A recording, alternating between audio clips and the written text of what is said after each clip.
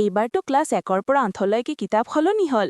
হয় ৰে, কিবা বুজি পোৱা নাই, একেবাৰে টেনশ্যন লাগিছে। টেনশ্যন নকৰা, মই এটা ভাল সলিউশ্যন পালো। কি সলিউশ্যননো? ৰাইমনা ক্লাছেছ ইউটিউব চেনেল চোৱা। তাত সকলো নতুন কিতাপৰ কণ্টেণ্ট সহজকৈ পোৱা যায়।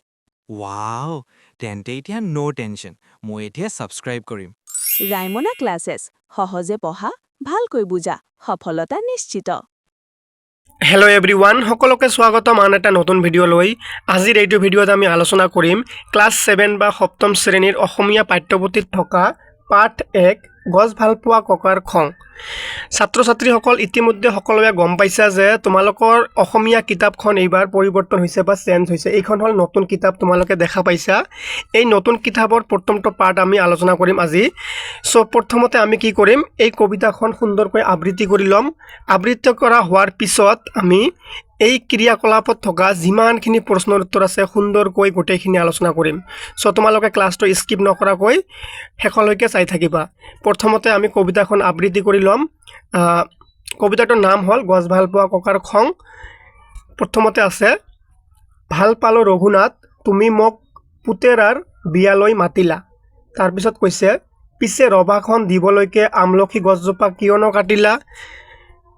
আলহী অতিথি যাব, ৰভা নাইকিয়া হ'ব, বোৱাৰীয়ে ঘৰখন দিবহি পুৰাই। পিছে কোৱাচোন ৰঘুনাথ, আমলখি গছজোপা সহজতে পাবানে ঘূৰাই। অতি সুন্দৰ এটা কবিতা। তাৰপিছত কি কৈছে, দৰাটিক মাতাচোন, এজলকা আশীৰ্বাদ দিওঁ আৰু যাওঁ, গছজোপা কটা বাবে লুচি ভাজি ৰসগোল্লা এককে নাখাওঁ। এই কবিতাখন লিখিছে ডক্টৰ ভৱেন্দ্ৰনাথ শইকীয়া। এতিয়া ক্ৰিয়াকলাপত থকা প্ৰশ্নৰ উত্তৰখিনি আমি আলোচনা কৰিম। তাৰ আগতে এবাৰ তোমালোকে এই কবি পৰিচয়খিনি পঢ়ি লোৱা খুবেই দৰকাৰ। ডক্টৰ ভৱেন্দ্ৰনাথ শইকীয়াৰ জন্ম হৈছিলে 1932 চনত আৰু মৃত্যু হৈছিলে 2003 চনত। এগৰাকী শিশু সাহিত্যক, গল্পকাৰ, ঔপন্যাসিক, চলচ্চিত্ৰ পৰিচালক। জন্ম হয় নগাঁৱত। ডক্টৰ শইকীয়া গুৱাহাটী বিশ্ববিদ্যালয়ৰ পদাৰ্থ বিজ্ঞান বিভাগৰ অধ্যাপক আছিল। এইখিনি তোমালোকে এবাৰ ৰিডিং পঢ়ি ল'বা। এতিয়া তোমালোকৰ ক্ৰিয়াকলাপত প্ৰথমে কি দিছে যে 1 নম্বৰত আছে, তলত দিয়া প্ৰশ্নবোৰৰ শুদ্ধ উত্তৰটো বাছি উলিয়াই সঠিক বৃত্তটো পূৰ কৰা। ইয়াত এটা প্ৰশ্ন আছে আৰু তলত 4টা অপশ্যন দিয়া আছে, যোনটো শুদ্ধ হ'ব সেইটো ইয়াতে পূৰ কৰিব লাগিব। যেনেকৈ, ভাল পালোঁ ৰঘুনাথ, এই কথাষাৰ ককাই কিয় কৈছিল। ইয়াৰ শুদ্ধ উত্তৰ হ'ব খ, যে ৰঘুনাথে পুতেকৰ বিয়ালৈ মতা বাবে এই কথাষাৰ কৈছিল। ইয়াত খ নম্বৰ হ'লে ইয়াত খ নম্বৰ বৃত্তটো কি কৰিব লাগিব, পূৰ কৰিব লাগিব। এনেকৈ তোমালোকে লগত কিতাপখন লগত লৈ বহিবা আৰু লগে লগে উত্তৰবোৰ কৰি যাবা এনেকৈ, ঠিক আছে। তাৰপিছত নেক্সট দিছে যে, বিয়া ঘৰত ককাৰ খং উঠাৰ কাৰণটো কি আছিল। ইয়াৰ উত্তৰ খ নম্বৰটো হ'ব, আমলখি গছজোপা কটা বাবে বিয়া ঘৰত ককাৰ খং উঠিছিল। ইয়াত খ হোৱাৰ কাৰণে আমি কি কৰিম, ইয়াতো খ নম্বৰটো পূৰ কৰিব লাগিব, খ নম্বৰ বৃত্তটো, ঠিক আছে। তোমালোকে কৰি লোৱা। তাৰপিছত নেক্সট কি দিছে, যে আলহী অতিথি যাব, ৰভা নাইকিয়া হ'ব, কথাষাৰ কোনে কাক কৈছিল। ইয়াৰ উত্তৰ হ'ব গ, ককাই ৰঘুনাথক কৈছিল। ইয়াত গ হ'লে ইয়াতো আমি কি কৰিম, গ নম্বৰ বৃত্তটো পূৰ কৰিম, ঠিক আছে। এতিয়া তাৰপিছত কি দিছে তোমালোকৰ ক্ৰিয়াকলাপত, দ্বিতীয় নম্বৰত কি দিছে, তলত দিয়া প্ৰশ্নকেইটাৰ উত্তৰ দিয়া, ঠিক আছে। প্ৰশ্নকেইটাৰ উত্তৰ অতি সহজকৈ আৰু সোনকালে পঢ়ি উঠাকৈ চুটিকৈ লিখি দিয়া হৈছে। ছাত্ৰ ছাত্ৰীসকল, তোমালোকে যদি ৰাইমনা ক্লাছেছ ইউটিউব চেনেলটো এতিয়াও ছাবস্ক্ৰাইব কৰা নাই, ছাবস্ক্ৰাইব কৰি দিবা, কাৰণ তোমালোকৰ বহুতো কিতাপ এইবাৰ সলনি হৈছে। গোটেইখিনি নতুন কিতাপৰ ক্লাছ সদায়ে পাই থাকিবা। চ' এতিয়াই চেনেলটো ছাবস্ক্ৰাইব কৰি দিয়া। ক নম্বৰ প্ৰশ্ন, কবিয়ে কবিতাটোত কাৰ বিয়াৰ কথা উল্লেখ কৰিছে। উত্তৰ হ'ব, কবিয়ে ৰঘুনাথৰ পুতেকৰ বিয়াৰ কথা উল্লেখ কৰিছে। খ নম্বৰত দিয়া আছে, বিয়া ঘৰলৈ আহি ককাই ৰঘুনাথক সোধা প্ৰশ্ন দুটা কি কি। উত্তৰ হ'ব, প্ৰশ্ন দুটা হ'ল, ৰভাখন দিবলৈ আমলখি গছজোপা কিয় কাটিলে। দ্বিতীয় নম্বৰ প্ৰশ্ন হ'ল, সেই গছজোপা জানো সহজে ঘূৰাই পাব। এই দুটা প্ৰশ্ন ককাই বিয়া ঘৰলৈ আহি ৰঘুনাথক সুধিছিলে, ঠিক আছে। আকৌ এবাৰ কৈছোঁ, কি কৈছে প্ৰশ্নটো, যে বিয়া ঘৰলৈ আহি ককাই ৰঘুনাথক সোধা প্ৰশ্ন দুটা কি কি। প্ৰশ্ন দুটা হ'ল, প্ৰথমটো, ৰভাখন দিবলৈ আমলখি গছজোপা কিয় কাটিলে, আৰু দ্বিতীয় নম্বৰ হৈছে, সেই গছজোপা জানো সহজে ঘূৰাই পাব, ঠিক আছে। এতিয়া নেক্সট ঘ নম্বৰ প্ৰশ্নত কি দিয়া আছে, দৰাটিক মাতিবলৈ ককাই ৰঘুনাথক কিয় কৈছিল। উত্তৰ হ'ব, দৰাটিক এজলকা আশীৰ্বাদ দি গুচি যাবৰ বাবে ককাই মাতিবলৈ কৈছিল ঠিক আছে এতিয়া নেক্সট আছে ককাই বিয়া ঘৰত কিয় একক হোৱা নাছিল উত্তৰ হ'ব ৰঘুনাথে এখন ৰভা দিবৰ বাবে ফল ধৰি থকা আমলখি গছজোপা কাটি পেলোৱাত ককাই বৰ দুখ পাইছিল সেইবাবে তেওঁ একক নাখালে কিয় খোৱা নাই এই আমলখি গছজোপা কটাৰ কাৰণে ককাই খং কৰিছিল আৰু বৰ দুখ পাইছিল সেইবাবে বিয়া ঘৰত এককে খোৱা নাছিল এতিয়া 3 নম্বৰত কি দিছে তোমালোকক 3 নম্বৰত দিছে যে ক নম্বৰ তলত দিয়া স্তবকৰ ভাৱাৰ্থ পঢ়া ইয়াত তোমালোকৰ কবিতাৰ পৰা এটা স্তবক উঠাই দিছে আৰু ইয়াৰ অৰ্থ কি ইয়াৰ মূল ভাৱ অৰ্থ কি তলত দিছে এইখিনি পঢ়িব কৈছে ইয়াত আছে পিছে ৰবাখন দিবলৈকে আমলখি গছজোপা কিয়নো কাটিল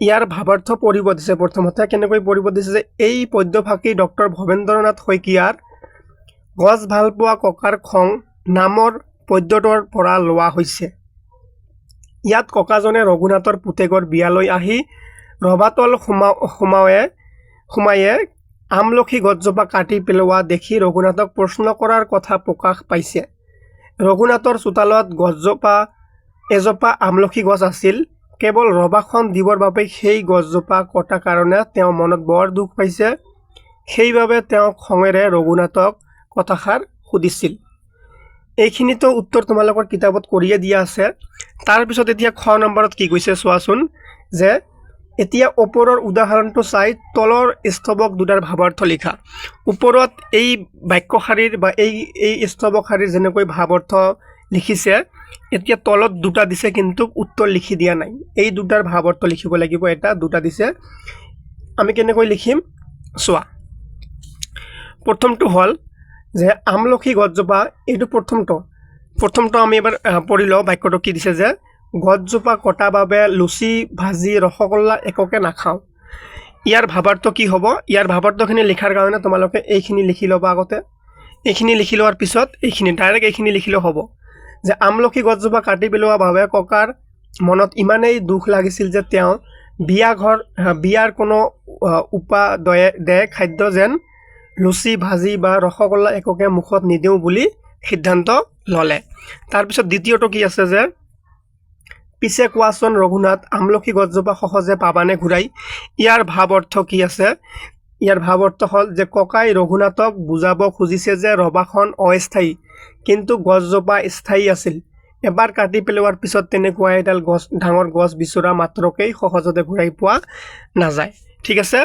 ইয়াত এইটো হল প্ৰথমটো এইটো হল দ্বিতীয়টো আৰু ইয়াত তলত সুন্দৰকৈ মই উত্তৰত লিখি দিছো প্ৰথমটো বা দ্বিতীয়টো এনেকৈ লিখি দিয়া আছে ঠিক আছে এতিয়া নেক্সট কি আছে তোমালোকৰ ক্ৰিয়াকলাপত 4 নম্বৰত কোৱা আছে ভাবি কোৱা আৰু লিখা এটো এনেকুৱা ভাবি কোৱা আৰু লিখা কি কৈছে প্ৰশ্নত যে ৰঘুনাথে আমলখি গছজোপা নকটাকৈ বিয়াৰ ৰবাখন কেনেদৰে সজাব পাৰিলেহেঁতেন এই আমলখি গছজোপা নাকাটি কেনেকৈ ৰবাখন সজাব পাৰিলেহেঁতেন সেইখিনি তোমালোকে ভাবি ক'ব লাগে বা উত্তৰ কৰিব লাগে মই উত্তৰ কৰি দিছো যে ৰঘুনাথে আমলখি গছজোপা নকটাকৈও বিয়াৰ ৰবাখন সুন্দৰকৈ সজাব পাৰিলেহেঁতেন তেওঁ ৰবাখন এনেদৰে সাজিব পাৰিলেহেঁতেন যাতে গছজোপা ৰবাৰ ভিতৰতে থাকে গছজোপাক বিভিন্ন ৰঙীন ফুল পোহৰ বা ৰঙীন ফিটাৰে সজাই ৰবাখনৰ সৌন্দৰ্য আৰু অধিক বৃদ্ধি কৰিব পৰা গ'লহেঁতেন ইয়াৰ ফলত গছজোপাও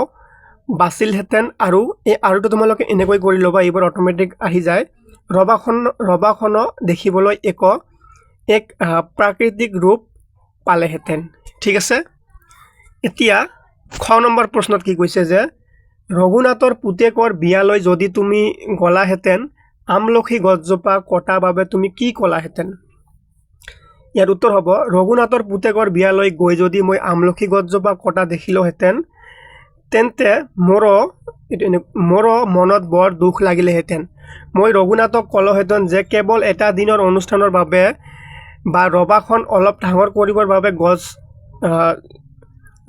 বাবে জোপাহ গছ এখন কাটি পেলোৱাটো অনুচিত কাম হৈছে গছ আমাৰ পৰম বন্ধু আৰু এখন বিয়াৰ আনন্দতকৈ গছ এজোপাৰ জীৱন বহু বেছি মূল্যৱান মই তেওঁক ভৱিষ্যতে এনে ভুল নকৰিবলৈ অনুৰোধ জনালোহেঁতেন ঠিক আছে এতিয়া নেক্সট কি আছে প্ৰশ্ন গ নম্বৰ দিছে যে কবিতাটোত ককাই কোৱা কথাৰ মাজেৰে কি বাৰ্তা দিবলৈ বিচৰা হৈছে উত্তৰ হ'ব কবিতাটোত ককাৰ ক্ষোভ আৰু তোমালোকে আলুটো কিন্তু এনেকৈ কৈ ল'বা ঠিক আছে আৰু কি কৈছে কথাখিনিৰ মাজেৰে প্ৰকৃতি সংৰক্ষণৰ এক গুৰুত্বপূৰ্ণ বাৰ্তা দিবলৈ বিচৰা হৈছে মানুহে নিজৰ খন্তেকীয়া সুখ বা সামান্য সুবিধাৰ বাবে প্ৰকৃতিৰ অপূৰণীয় ক্ষতি কৰে গছ এজোপা ডাঙৰ হ'বলৈ বহু বছৰ লাগে কিন্তু মানুহে তাক মুহূৰ্ততে কাটি পেলায় ককাই বুজাব খুজিছে যে গছ অবিহনে মানুহৰ পৃথিৱীৰ অসাৰ আৰু প্ৰকৃতি ধ্বংস কৰি আয়োজন কৰা কোনো উৎসৱকে প্ৰকৃততে আনন্দদায়ক হ'ব নোৱাৰে মূলত গছক মৰম কৰা আৰু পৰিৱেশ ৰক্ষা কৰাই হৈছে এই কবিতাটোৰ মূল বাৰ্তা তাৰপিছত 5 নম্বৰত কি দিছে যে তলত দিয়া ককাৰ সংলাপৰ পৰা ককাৰ কথাখিনিৰ উত্তৰত ৰঘুনাথে কি ক'ব পাৰে ভাবি খালী ঠাইত লিখি কথোপকথনটো সম্পূৰ্ণ কৰা ইয়াত ককাই কিছুমান কথা কৈছে ইয়াত তোমালোকে উত্তৰ লিখিব লাগিব কি কৈছে ৰভাখন দিওঁতে আমলখি গছজোপা কিয় কাটিলা ৰভাৰ বাবে আনফালে ঠাই উলিয়াব নোৱাৰিলানে ইয়াত কি উত্তৰ দিলেহেঁতেন সেইটো তোমালোকে ভাবি উত্তৰ কৰিব লাগিব তাৰপিছত ইয়াত এটা দিয়া আছে ইয়াত উত্তৰ কৰিব লাগিব ইয়াত এটা দিয়া আছে ইয়াত উত্তৰ কৰিব লাগিব মই তলত একেবাৰে গোটেইকেইটা লিখি দিছোঁ এইটো প্ৰথম খালী ঠাইত ইয়াত আছে যে এইটো হ'ল প্ৰথমটো খালী ঠাই ইয়াত কি হ'ব প্ৰথমটো চাই লোৱা প্ৰথমটোত হ'ব এইটো যে খুৰা আচলতে ৰভাখন দিবলৈ অলপ ঠাইৰ নাটনি হৈছিল সেইবাবেহে গছজোপা কাটিবলগীয়া হ'ল ইমান ডাঙৰ কথা হ'ব বুলি ভবা নাছিলোঁ ঠিক আছে এইখিনি তোমালোকে প্ৰথম আটাইতকৈ ওপৰত যেটো আছে এইটো ইয়াত লিখি ল'বা এতিয়াই কাট পেন্সিলেৰে তোমালোকৰ কিতাপত লিখি ৰাখা উত্তৰখিনি ৰেডি হৈ থাকিব এতিয়া এই দ্বিতীয়টোত কি উত্তৰ দিব এইটো আমি এবাৰ চাই ল'ম ঠিক আছে দ্বিতীয়টোত উত্তৰ দিব যে মই বৰ ভুল কৰিলোঁ খুৰা এজোপা ডাঙৰ হ'বলৈ গছজোপা ডাঙৰ হ'বলৈ বহুত বছৰ লাগে বুলি মই জনা উচিত আছিল ঠিক আছে এইটো হ'ব ইয়াত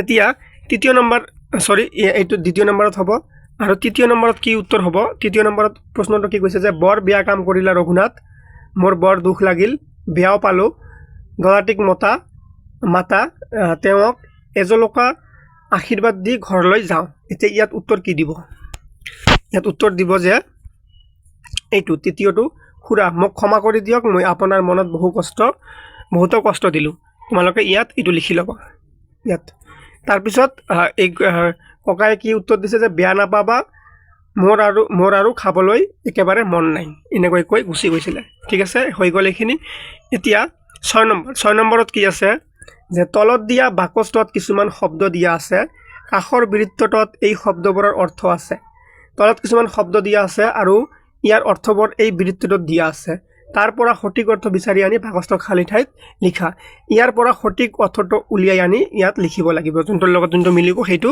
লিখিব লাগিব যেনেকৈ ইয়াত আছে কি এজলকাৰ লগত কি হ'ব এইটো হ'ব একাজলি ঠিক আছে তাৰপিছত ইয়াত আছে ঔষধ হ'ব কি দৰৱটা তোমালোকে ইয়াত লিখি ল'বা ঔষধ কি হ'ব দৰৱ হ'ব ৰভা কি হ'ব উৎসৱ পৰৱৰ বাবে ওখকৈ দিয়া চালি এইটো ইয়াত হ'ব ঠিক আছে বোৱাৰী হ'লে কি হ'ব পুত্ৰৰ পত্নী অতিথি হ'লে কি হ'ব আলহী ঠিক আছে মই গোটেইকেইটা কৈ দিছোঁ তোমালোকে আকৌ এবাৰ চাই লোৱা ভালকে এই অতিথিৰ লগত কি হ'ব আলহী লিখি লোৱা অতিথিৰ লগত হ'ব আলহী ঠিক আছে তাৰপিছত মই কালাৰটো সেম কৰি দিছোঁ এজলকাৰ লগত কি হ'ব একাজলি যোনটোৰ লগত যোনটো কালাৰ আছে সেইটোৰ লগত সেইটো তোমালোকে নিজে মিলাই ল'বা ঔষধ হ'লে কি হ'ব দৰৱ ঠিক আছে তাৰপিছত কি কৰিবা পুত্ৰৰ পত্নী হ'লে কি হ'ব বোৱাৰী তাৰপিছত আছে তোমালোকৰ এইটো যে ৰভা হ'লে উৎসৱ পৰৱৰ বাবে ওখকৈ দিয়া চালি কালাৰটোৰ লগত মিলাই তোমালোকে স্ক্ৰীনশ্বট মাৰি লোৱা আৰু লগে ইয়াত যোনটোৰ লগত যোনটো মিল আছে লিখি লোৱা ঠিক আছে এতিয়া আছে তোমালোকৰ ভাষা অধ্যয়ন এইবোৰ তোমালোকৰ কিন্তু পৰীক্ষাত নাহে তোমালোকে এইবোৰ ছাৰ বাইদেউহঁতে নিজে তোমালোকৰ ক্লাছত বুজাই দিব এইবোৰ তোমালোকৰ পৰীক্ষাত নিদিয়ে সো এইখিনি যে তোমালোকৰ এই পাঠৰ পৰা গুৰুত্বপূৰ্ণ আহিবলগীয়া যিমানখিনি বস্তু আছিলে প্ৰশ্ন উত্তৰ গোটেইখিনি আলোচনা কৰা হৈ গ'ল আশা কৰিছোঁ তোমালোকে ক্লাছটো বুজি পাইছা যদি বুজি পাইছা কমেণ্ট কৰিবা লাইক কৰিবা শ্বেয়াৰ কৰিবা আৰু চেনেলটো ছাবস্ক্ৰাইব কৰিবলৈ নাপাহৰিবা ধন্যবাদ সকলোকে